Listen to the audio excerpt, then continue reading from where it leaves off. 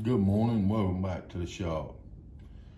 Got a little warning for those of you that's got the chainsaws with the rim sprockets on them. Something I'm seeing more and more.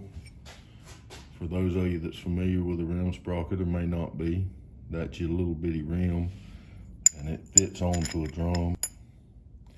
Anyhow, the customer brings in a saw and he says that whenever he tries to put it into a piece of wood, the chain won't turn and that it feels like it's got resistance. I'll show you right here what to look for if your saw has a rim sprocket. I see this a lot. A lot of times a chain is jumped off and they put it back on and don't get it right, or they've installed a new chain on the unit.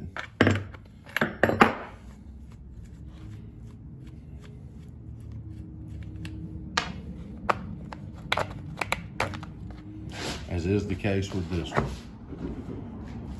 Here's where we're going to be looking.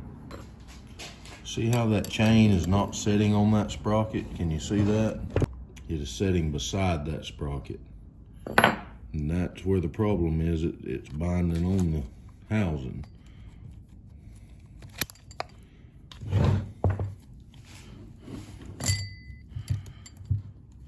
That is correct. So you need to pay attention to that. Unlike a spur type sprocket, you have to make sure that's lined up when you put it back together. We'll put the cover back on it and check it.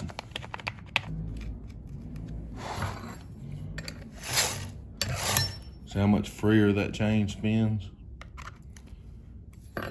So that's something to check and make sure before you take it to a shop. It could be something that simple if your chain's jumped off or you've changed chains. And I'll show you how on these saws you can check it without even taking it off to see if that's your problem. Just turn your saw upside down and you can look up in there